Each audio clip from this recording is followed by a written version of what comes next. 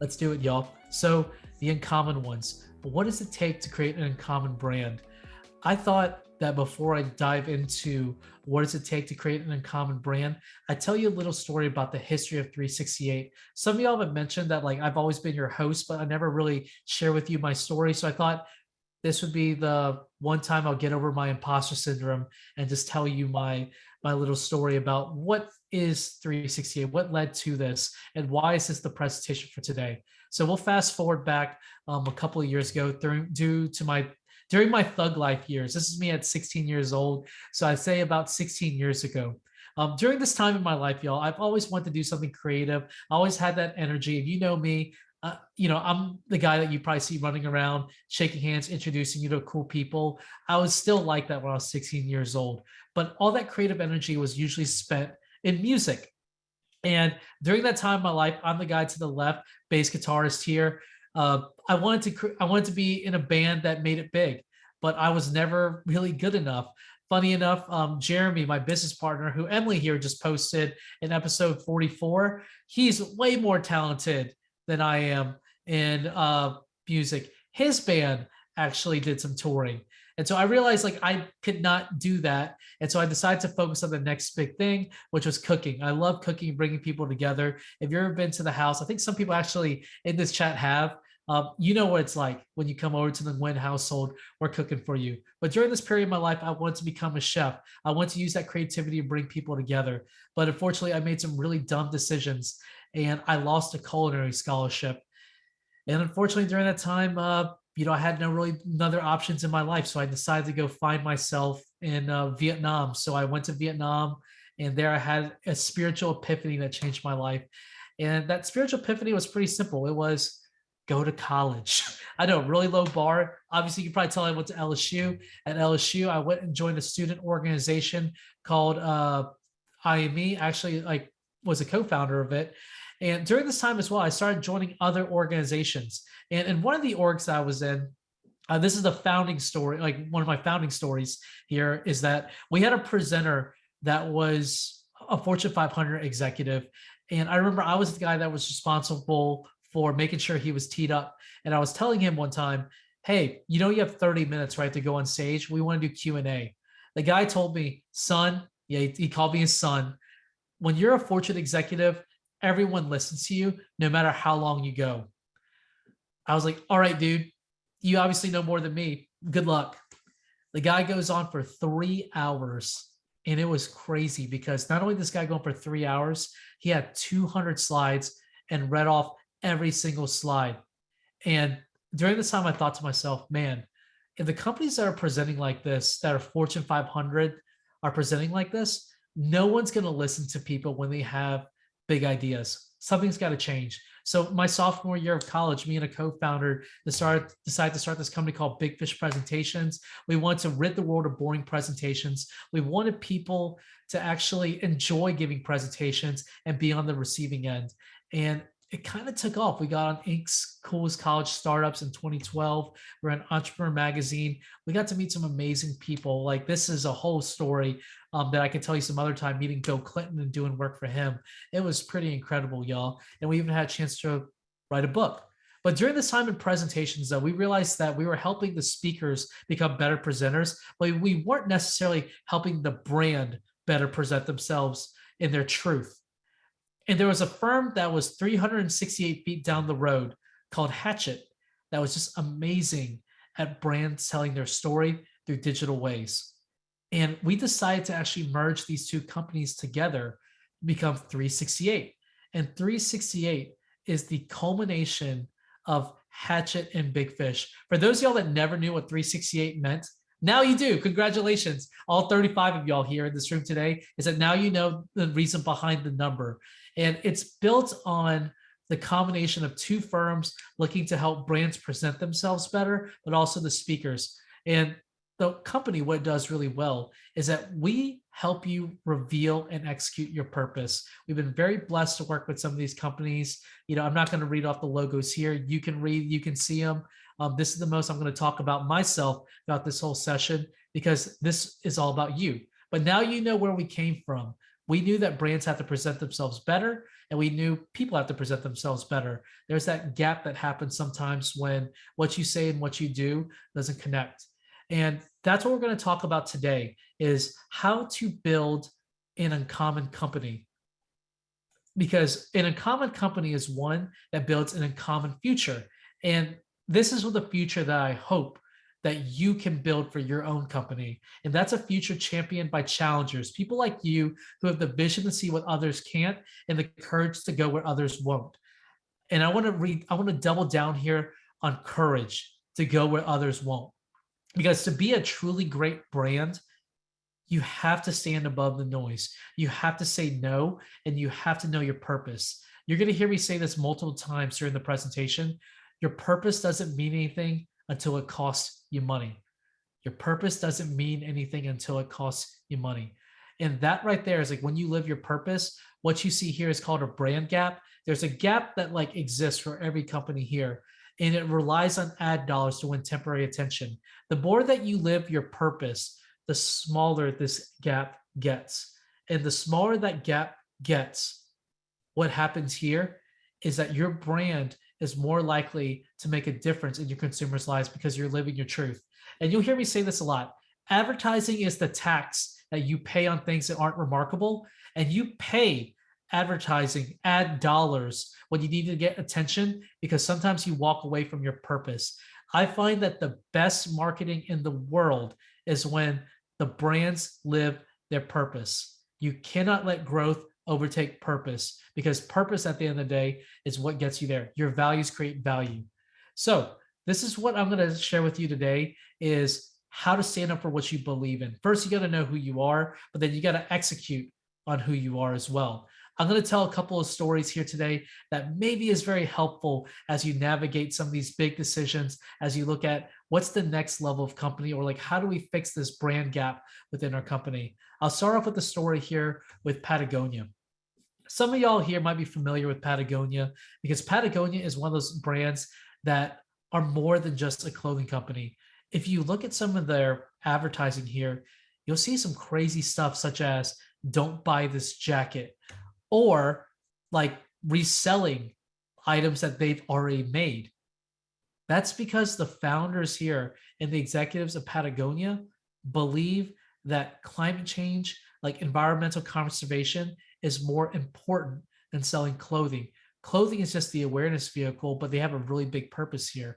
I mean, if you look at it, I mean, y'all might remember what happened a couple of years ago was when they got a bunch of money in tax cuts. They donated all that money away for climate change awareness.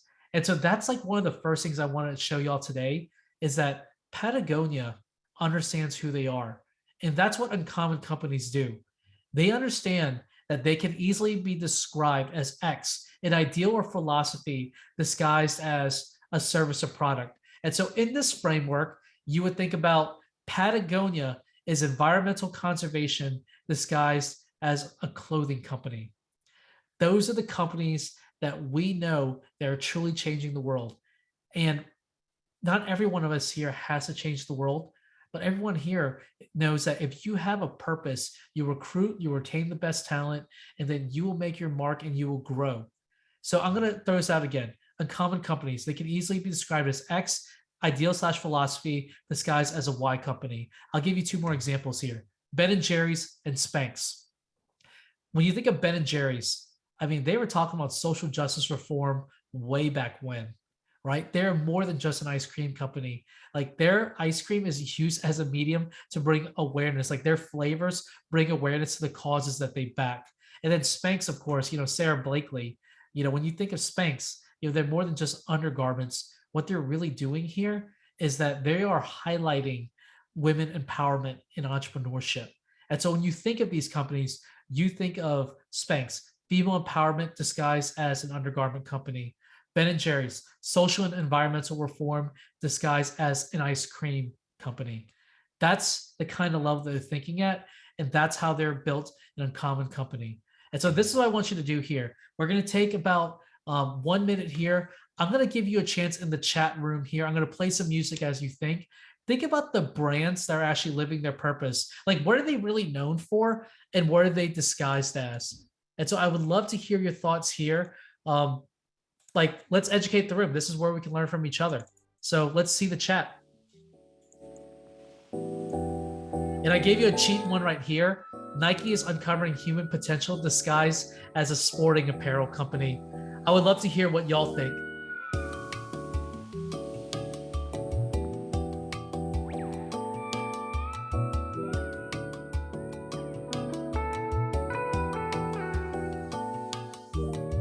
Yeah, I can attest to that, Emily. LLB does sponsor the state of Maine. I've been to their flagship store. They're basically Maine disguised as a clothing company. Thanks for breaking the ice. Let's see some other ones, y'all. Come on, let's go.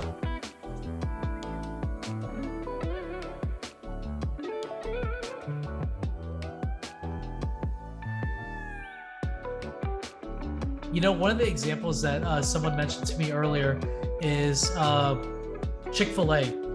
Is like Chick-fil-A is really like a customer service or leadership company disguised as a chicken company, because they have such high potential, high recruitment, and then also high retention for their company. And you see a lot of people that start at Chick-fil-A grow in their careers.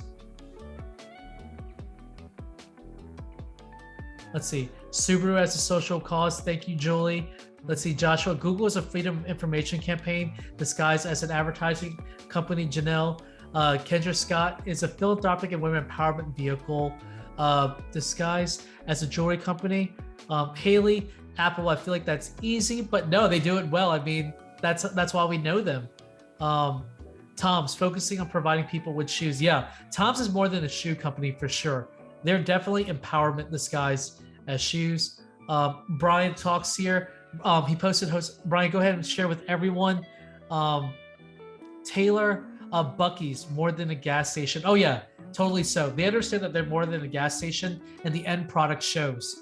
But so yeah, some y'all get it here. Is like that's the power of like understanding who you are very early on. Is that if you are more than just a company here, you are a movement, you are a philosophy. You're gonna end in a very special place. I mean, I know someone mentioned Apple was very easy example, or Nikes and all that. There's a reason why we remember them. It's because we don't just believe in the product, they believe in what they stand for.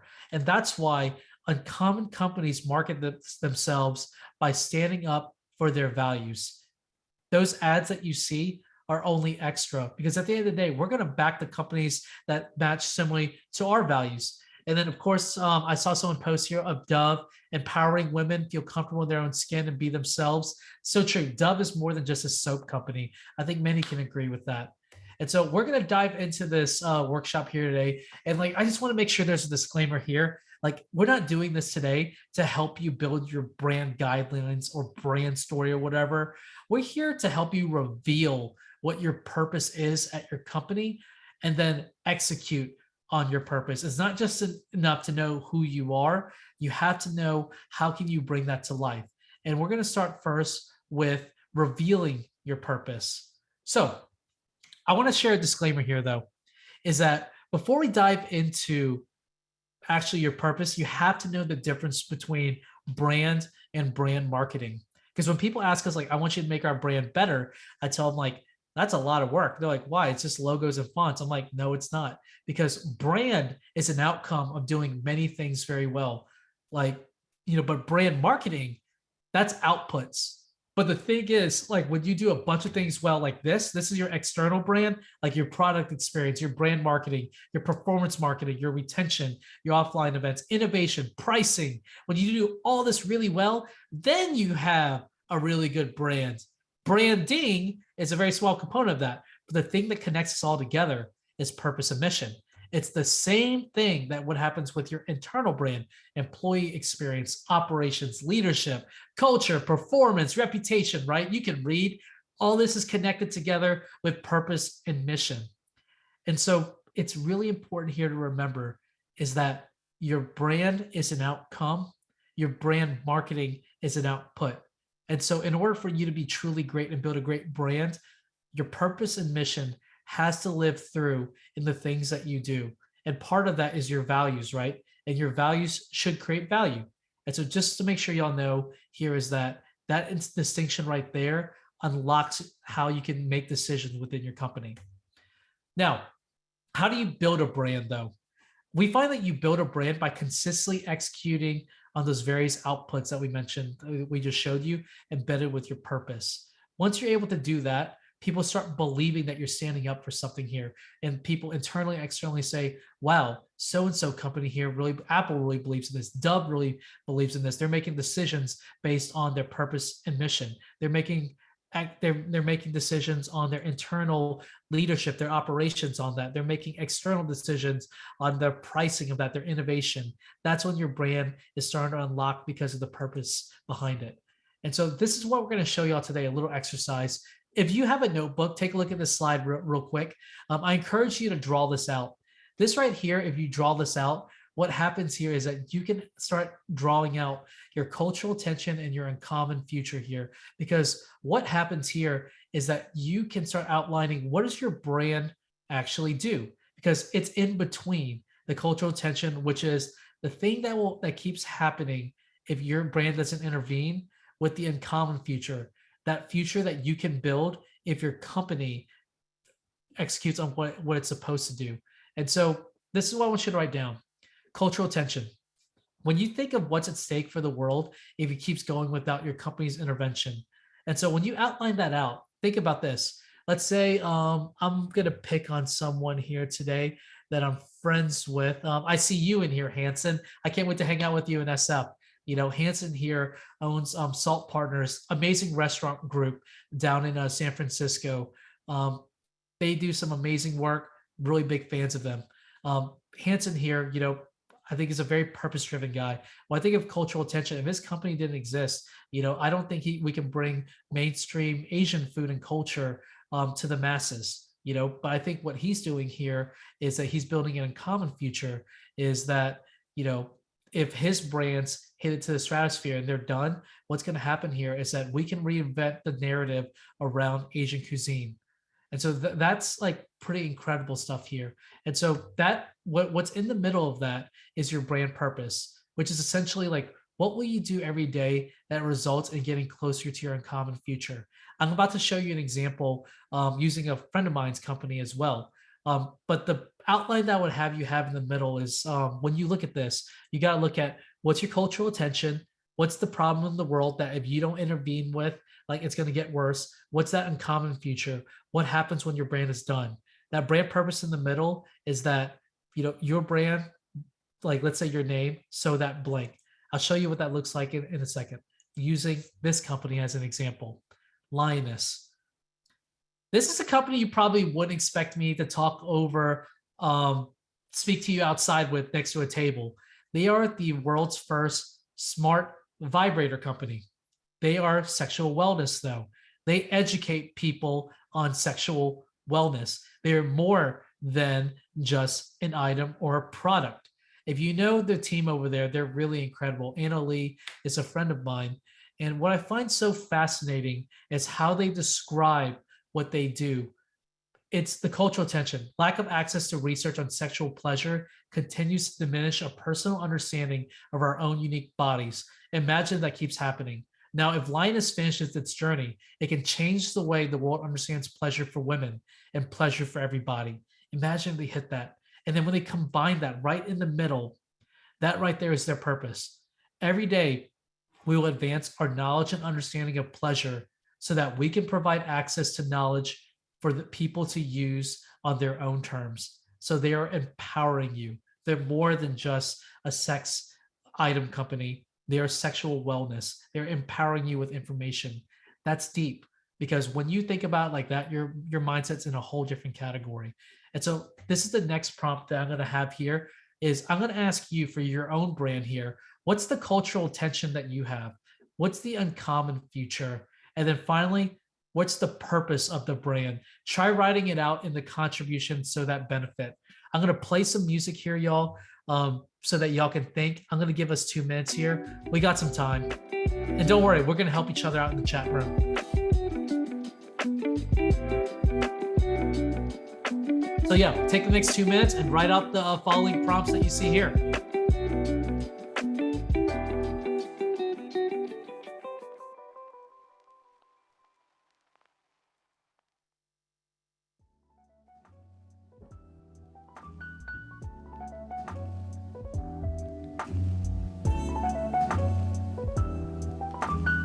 For those of y'all messaging me that this is hard, don't worry, it's supposed to be.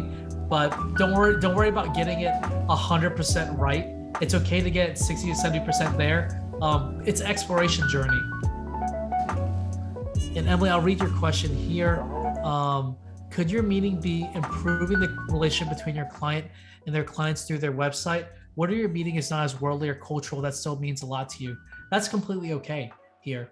I would say here though is like you should be able to know like what problem are you solving. Every company solves a problem, right? And like what happens to your company is doing its very best. Like what problem is going to be solved here that's going to make it a better future. You might not be like impacting the world, but you know at least what you're impacting with what you are intending to do. That's your purpose right in the middle. Hopefully that helps. But every company here is solving a problem. Every company is having a solution. At the solution at the highest level of which you intend to build, what does that look like? That purpose right in the middle right there. Yep. Thanks for asking. Let's see. Let's get about two folks here to answer. What is your cultural tension? What's your uncommon future? And what is your purpose? And Hanson, if I butchered yours earlier, I'm sorry, but that's how I've always saw your company. That's why I always respect what y'all do at Salt Partners. Let's see. Oh, and he showed up. Let's see. Hanson, Chinese food from US is disregarded as inauthentic cuisine, where the core benefit is lots of food for not a lot of money. Oh man, preach. Let's see. Jennifer, Latino culinary scholarships contributions so that the future of kitchen leaders will be more diverse. Benefit.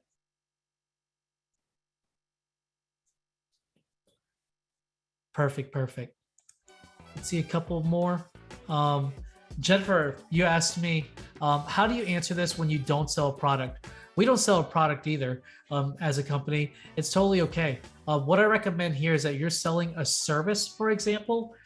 Jennifer, maybe in healthcare, in your case, is that there's still a cultural tension that happens that if you don't touch the people you're intending to work with, there's still an uncommon future that happens if you do reach the people you want to help with, and there's still a company purpose. Product and service, these are interchangeable. That doesn't matter as much. What matters here is that you have a problem that you're willing to solve, and then what your company is going to look like when it's done. Let's see, Janelle, on the comms team at the LSU Foundation, combine the rising cost of higher education through academic fundraising for Louisiana's flagship university so that more students have access to education and in turn address the world's needs. Damn, super proud to be an alumni at LSU. Thanks for chiming in on that. Katie here, making church relevant to young people so that the next generation will know God and help create a glimpse of heaven here on earth. Damn, that's awesome. Thank you for sharing that, y'all. So yeah, it's y'all are starting to get it here. I'll read a couple more. Joshua here, who shared it, empowering schools to teach students how to be creators so that the world of tomorrow is filled with creators instead of consumers. That's powerful. Tyler, educating individuals and employers to make the healthcare consumer experience easier and less expensive. Simon, our company is helping reduce the amount of energy usage in large buildings by empowering building operators to be fully in control of their building controls and to remove the bad practices, the bad industry practice of planned obsolescence. We haven't obsolete a product in over 35 years. That's incredible. And Jennings State Civil Service, man, assisting state agencies deliver special services to citizens by making sure they're operating as effective as possible. So here, when y'all are able to verbalize these things out loud, you know that North Star, you know what you come to work for every day, and that's what recruit and retains talent. Thank you for sharing and breaking the ice, y'all. I'm going to keep us moving here on after you reveal your purpose, how do you actually execute on it? And this is where most brands actually get it wrong because it's easy to write something on a screen or write a bunch of posters around your office. When you get it wrong is when you start growing and then you start picking growth over purpose. I'm going to help you out with that by putting your values firsthand. And I'm going to remind you here is that your purpose doesn't mean anything until it costs you money. And I'm going to share with you here ways that small businesses without big budgets can showcase their purpose. Because I used to do this talk back then.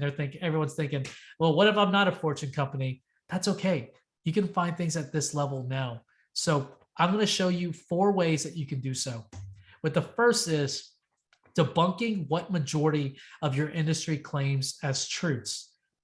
This is the first step of being a challenger, is when everyone calls this color blue, you say, no, this is indigo.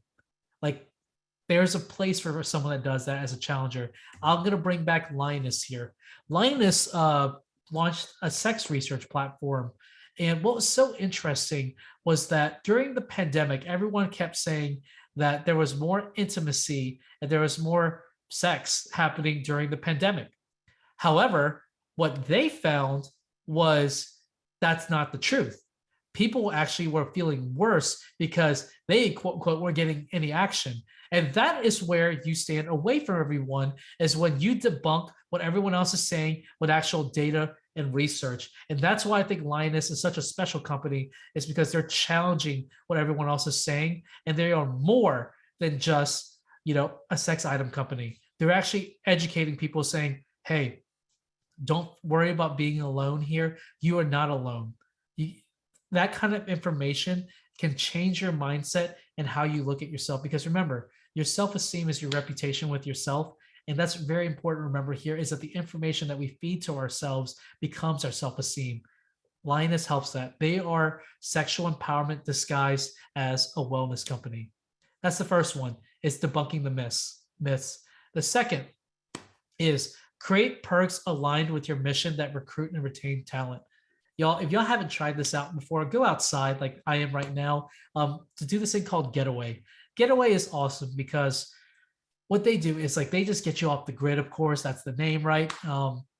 These cabins are awesome. They're growing like crazy. I recommend everyone here, if you get a chance, go to a getaway cabin. If you're burnt out or just want an escape, highly suggest this. But what they do so well here is they know that they are more than just a cabin company.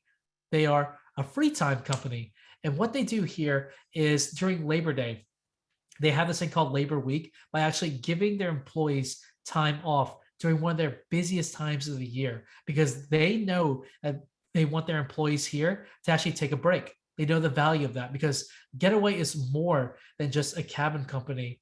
They're a mental wellness company disguised as a cabin rental company. You see what we're doing here, y'all? If you're reading these slides here that I have, you're noticing there's a trend here, is that they're more than just the service that they sell or the product that they sell. They are representing something even bigger. So you just saw sexual wellness, you saw mental wellness as well. Now, third, embed doing good in your business model from the start and be transparent about progress.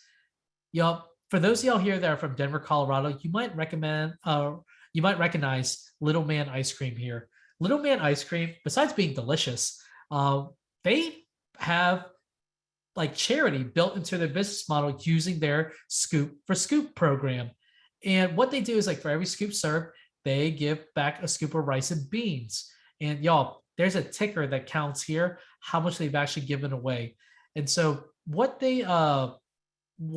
happens here is, they are more than just like giving you a percentage. What I find that you give back to the community, I find when you say a percentage, like 50% of profits or whatever, that's hard to imagine. When you actually give a tangible number, or you actually can show your impact, that puts you in a different echelon of what your company can give to their communities they wish to serve.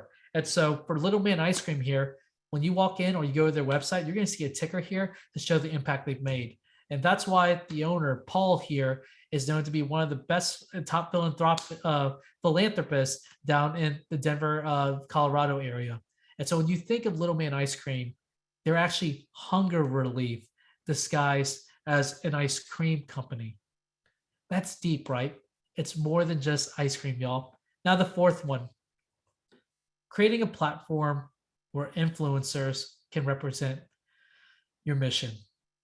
Right here is really important, because if your company is a platform for others to jump off of and succeed, I mean, think about us. We're an agency here, but we introduce you to many people that can honestly work with our competitors here, but we choose to be a platform to spread what uncommon futures look like. And I'll give you some examples here. One of my favorite brands, Omsom, what they do super well is that, they're a group here that creates Southeast Asian flavor packages for people to experience like Asian cuisine, right? But what I love about them is they shine the light on the chefs that work with them. And that's awesome because what here is that despite the success that they found, they realize they can't do it without others. And so they shine the light on folks that have gotten them here. Remember this, y'all. The light that you shine on others, the brightest light in the world is the light that shines right back on you. And so that's why you want to be a platform. I'll show you how Webflow does it.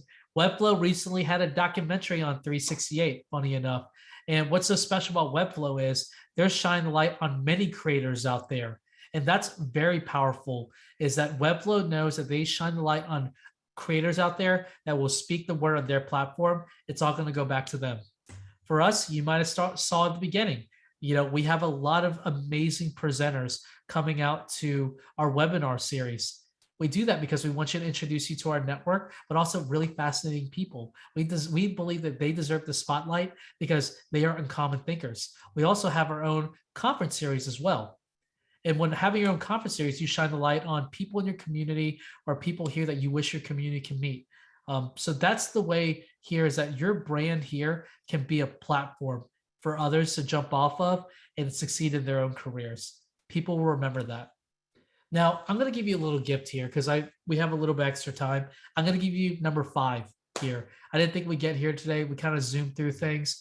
I'm going to talk about the last thing here, which is making tough decisions using purpose as your lens. We talked about the brand gap. It's that gap that expands when you do things that is inauthentic to your company.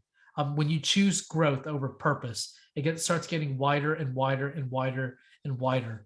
How do you fix that?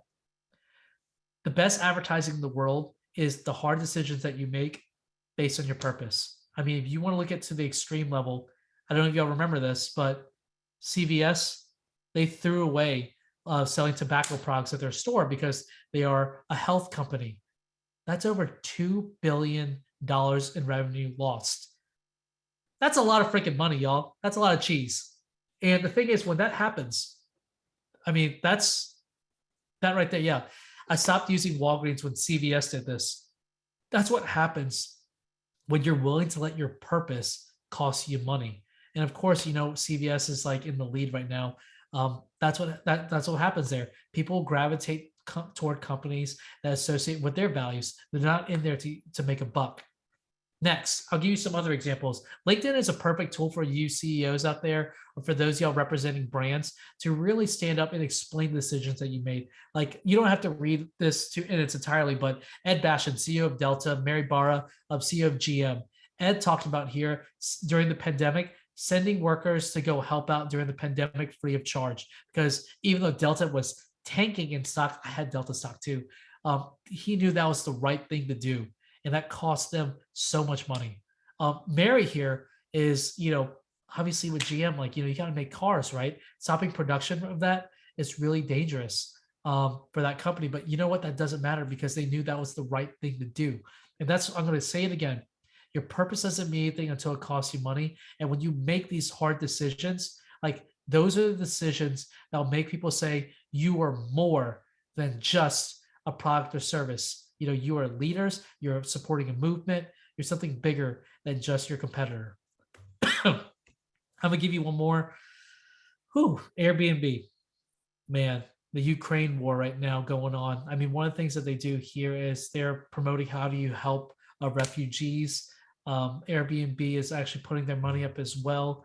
I find this very, very powerful because they're they're a belonging company. They're not a rental company. So when you ask Airbnb like who they are, you can hear from VRBO explain that they're a rental company. But I find with Airbnb, belong anywhere. They're a belonging company. That's a very different mindset, and that shows through the things that they give away here.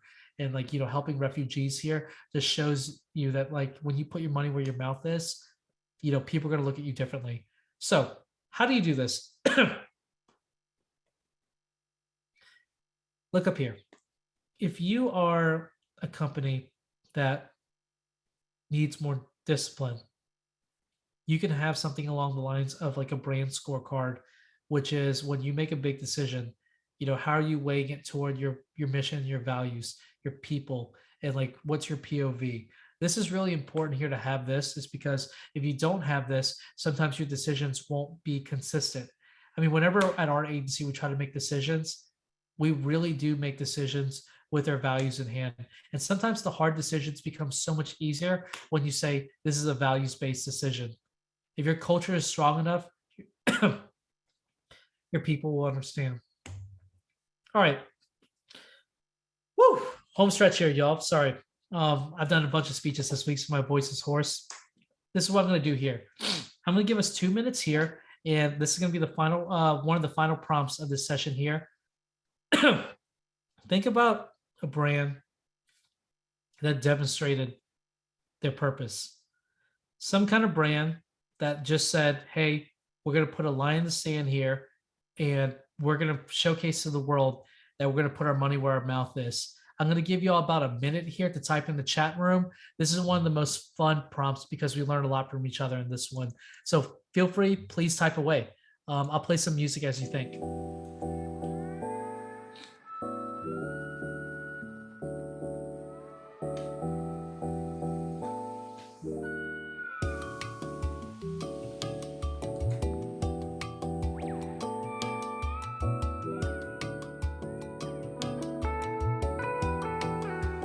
One of the brands, by the way, that I thought was amazing was Webflow. They gave away, I think, $500,000 to refugees here in Ukraine by raising money. So, and they matched it too. I believe McDonald's just announced, yeah, they're pulling out of Russia. Yep, Jenny. Yeah, that's big. Yeah, let's see a couple more, y'all.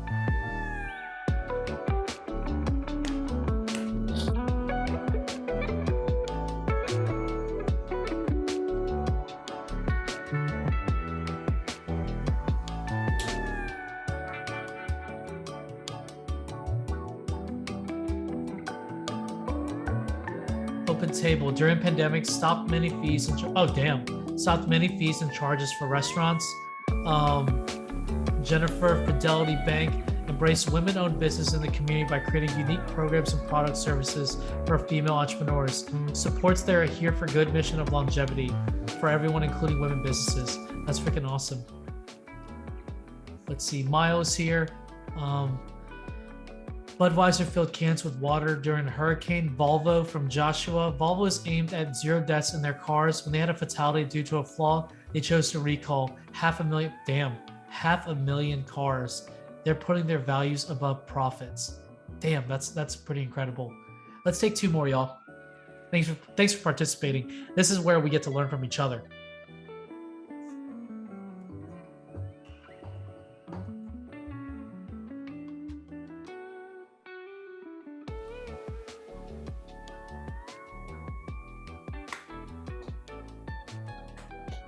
I'll give us 30 more seconds. And after that, we can take some questions here.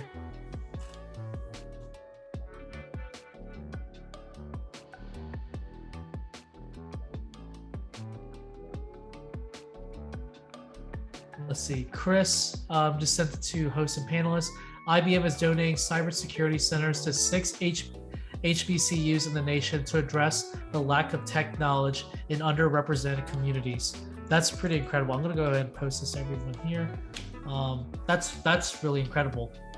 Dang, that's definitely putting your money where the mouth is. Let's take one more. Someone bring us home. Thank you for participating, everyone. Who has stepped up recently and you made yourself go, damn, that's pretty impressive?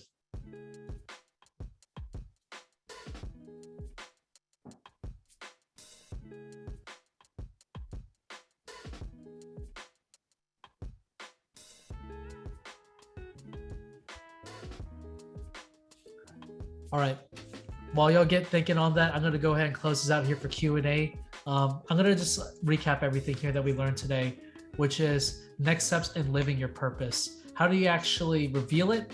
And how do you actually do it, execute it? but then how do you actually live it consistently? My recommendation is to do this exercise with your team. What's that cultural tension? What's that uncommon future? And be very clear about your brand purpose. The clearer that you are with your brand purpose, the more you can model your behaviors after that. And that's when you start actually building a brand. Remember, your brand is an outcome, your brand marketing is an output. And when you live your values, like someone asked me today, can we recap them? The first thing that you got to do is that you can debunk myths in your industry. The second is to actually have perks for your employees or your customers that reflect off the mission or the vision. The third is do some social good, just like Little Man Ice Cream. Like find a way to actually connect what you're doing and get people to actually see the good that you're doing as well. They know that every dollar that they spend or something along the lines of that is going toward a bigger cause. The fourth is be a platform for others, because when you're a platform for others, the light that shines right back on you is very bright. And the fifth is when you make those really tough decisions here, what happens is that's the best advertising, because people will always remember the brand that stood for something when everyone else stood for nothing. So this is what I'm going to encourage you to do here at the last chat prompt. I want you to share, just so you can make sure you can retain this information, one thing that you learned today and one thing you want to learn more about. And so I'm going to give us just one more minute here. Go ahead and blow the chat up with this last prompt here. Tell me something you learned today. And then on top of that, one thing you want to learn more about.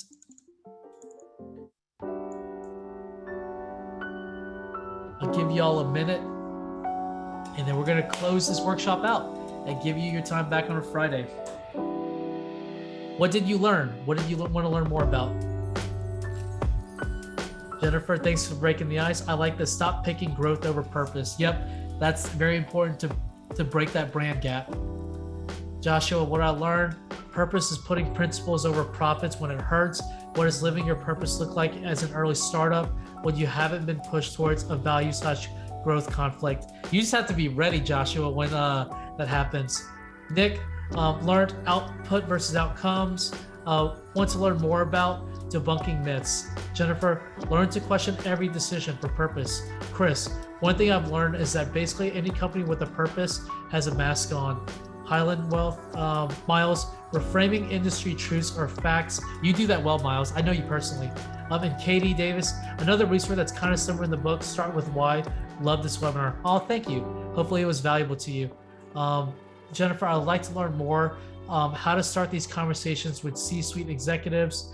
Hanson, framing thoughts about uncommon future puts color and shapes that make it easier to bring my team together. Oh yeah, when your team has a common purpose, man, you're gonna unlock something great. Jennifer, I want to learn more about unique ways to show report on the good work. Love the counter from the restaurant example. Highland, recession may come, but we're not participating. Janelle, I really like thinking of purpose as where cultural tension meets an uncommon future. Woo! Man, that's good. I'm glad that you said that.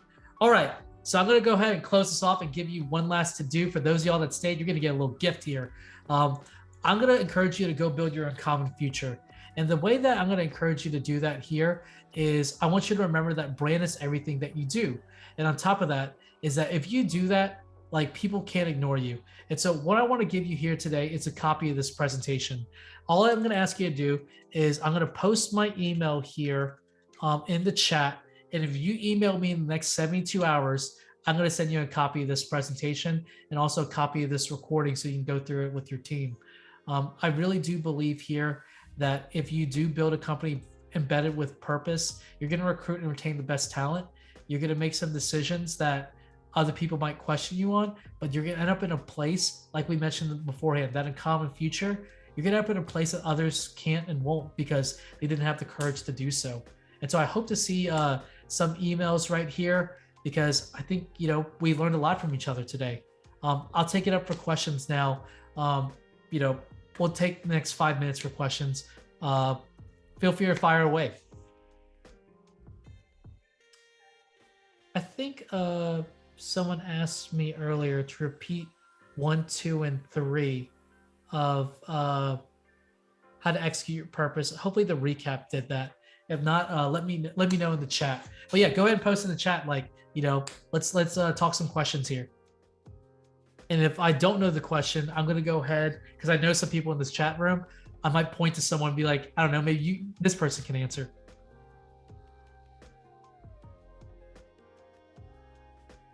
Let's see. I like thinking where I would like to learn more. I would like to learn more how to start these conversations with C-suite executives, Jennifer. I mean, I could probably tackle that as a question itself. The first thing is they got to realize like what a company looks like when they actually have purpose embedded. Like they have to actually see the difference that when this is not just an activity for marketing, this is a business decision. And so when you look at things like this as like a marketing problem, it's never going to get to the top as a top priority. You have to look at it as a business problem. You have to value that. And I find the only way that you can value that is either through what your customers are saying, because they can be very clear as like they're going to choose you over the next person because that other person has belief and conviction in what they have and their values align. Or you can show them examples of what other companies are doing and how that's impacting their bottom line. Let's see. One good thing is determine your brand positioning before you determine your purpose. Yep. Develop purpose or direction of the company. So Tyler here asked me, what are examples of how you enforce that or infuse that everyday life at the company? So I'll tell you this. When we do, so our company hires and fires people based on our values. And of course, performance, but our values are a big dictator of that. Every Monday morning meeting during our all hands, we give shout outs based on our values and our mission as well. During every quarterly review, we actually give reviews over our values as well. Um, and we do some performance as well, but that's important is that like people have to be reinforced over and over and over again on, and they have to be rewarded too on like how do you live your purpose. I think that's very important here. It can't just stay on a wall. You actually have to back it up. Here's another one from Jennifer. When a charity is the business model, purpose is everything. Trying to think through what is our product or service programs. I'd love to offline that with you, Jennifer, or if you can be more specific in your question, I'd love to help.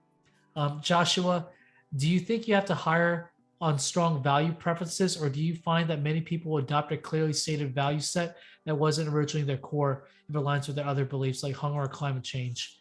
Oh man, no. At least for us, our perspective, we look for values immediately. We don't wait for that. The thing is, like we don't use the word culture fit anymore at 368 because we want diversity, diverse thinking, but we do look at values fit.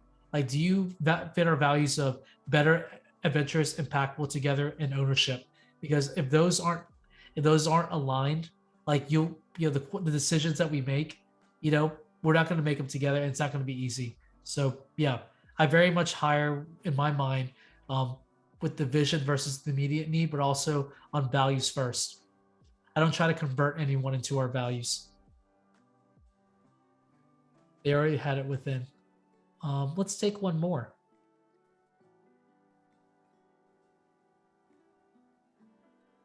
Oh, that's cool, Janelle. Thanks for chiming in. Y'all should know each other, by the way. Just throwing it out there. You'll connect afterwards on LinkedIn or something. All right. Hopefully that answered your question, Josh. If not, you and I can talk later this afternoon, right? Anything else, y'all? If not, go ahead and take these 5 minutes back and enjoy. And hopefully that gives you some processing time.